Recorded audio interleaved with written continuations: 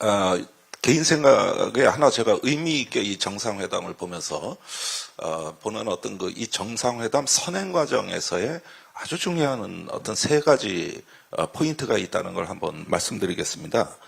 저는 이번 정상회담만큼 정상회담 이전에 정말 이 정상회담을 가지고 정권, 권력의 속성을 많이 들여다보게 된 이런 경우도 흔치 않은 사례였다고 생각이 됩니다. 크게 세 가지 사건이 있었는데요. 첫째는 레이디 가가 블랙핑크 합동공연 무산 사건입니다. 이건 도대체 누가 아이디어를 냈느냐? 이게 이거 또 실행 못했다고 안보실장하고 외교비서관의 목이 날아갔느냐? 대통령이 왜 그렇게 비상식적으로 격분해서 이시원 공직기강 비서관으로 하여금 감찰을 하고 멀쩡한 사람들 모가지를 날리냐? 사실 안보실은 정상회담 준비하면서 외교의 본질을 생각했을 겁니다. 근데 무슨 블랙핑크가 어떻고 레이디 가가가 어떻고 이건 본질이 아니거든요. 그러다 보면 소극적이었을 것으로 예상이 됐는데 이게 대통령을 격분시킨 거예요.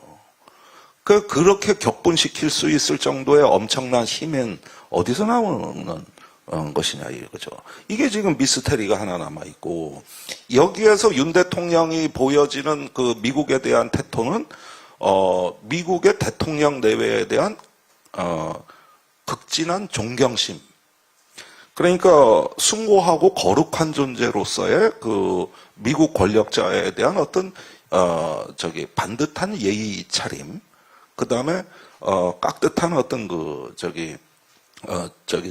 예의의 어떤 그 표출. 이런 것이 절박했는데 이 레이디 가가가 불경스러운 어떤 그 결과를 맺어냈다는 데 대해서 약간 미국 신성화의 오류가 있는 것 같다. 두 번째가 도청 의혹인데요. 이 부분에 대해서는 미국도 원하지 않는 미국 변호사 역할을 우리가 자처했단 말이죠. 그러니까 미국은 도청이 기밀이 누설됐다는데 우리는 아니라 그랬거든요. 이건 미국이 원하는 변호가 아니에요. 그러니까 이것은 뭐냐면은 미국의 실수를 우리가 수용하면서 미국에 대한 자발적 예속과 복종의 정신을 일단 발휘하는 것인데 이 부분이 이제 과도하게 표출이 돼버리는 것이죠. 세 번째가 우크라이나 포탄 제공인데 이 부분은 이것도 도청 기밀 누설에서 이제 연장선에서 이루어지는 것입니다만은 이건 마치 작년 9월에 미국이 이미 요청했던 거고 올해 1월에 나토 사무총장이 한국을 방문해서 포탄 좀 달라 그랬고 젤렌스키 대통령이 한국에 무기 좀 달라고 계속 이게 반복적으로 돼 왔던 겁니다. 그땐 눈도 꿈쩍 안 했어요. 그런데 나토 정상회의 가서는 굉장히 기뻐하고 유엔 총회 가서 연설하고 푸놈펜에 가서 연설하면서 자유를 얘기할 때 우크라이나 얘기는 항상 빼놨거든요. 그러니까 그 가로 속의 불편한 주제는 다 쓸어 담고 그냥 세계 평화를 세계 시민과 함께 자기가 지킨다고 얘기를 해놔니까 이제 외국에서 보는 눈이 곱지를 않은 것이죠. 그러면서 파이낸셜 타임즈 기사 제목은 좌절스러울 정도로 소심한 한국 정부라고 표현을 했고 또 폴란드 총리는 급기야 뉴욕타임즈 인터뷰에서 벌컥 화를 내기에 이르렀습니다.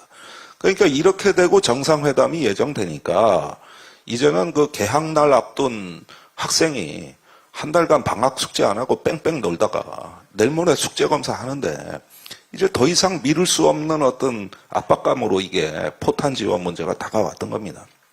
그러니까 결국은 밀린 숙제를 하루에 다 해치우는 그런 어떤 학생의 모습이 돼버렸다.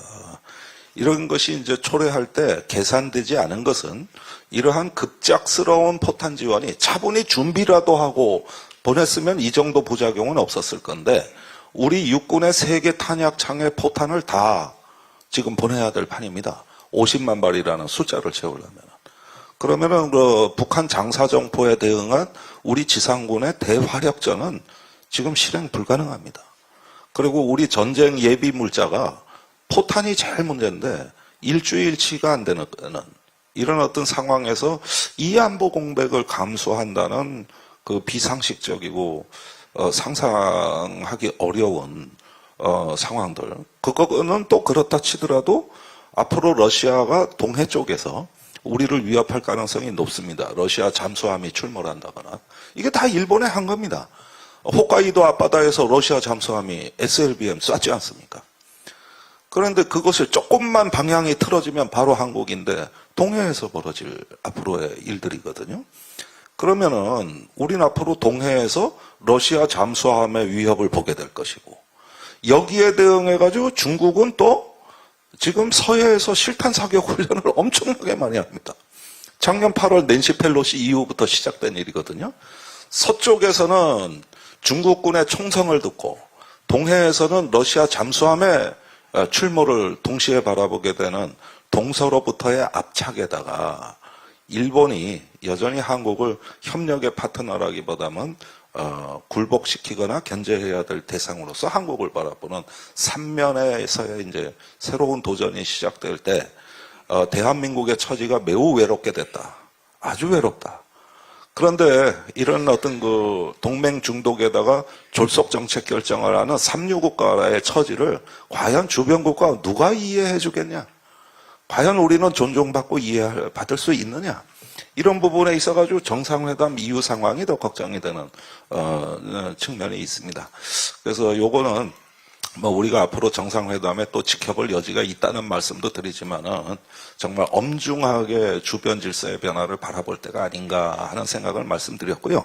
앞에 세 부분에 대한 질문에 고견을 부탁드립니다.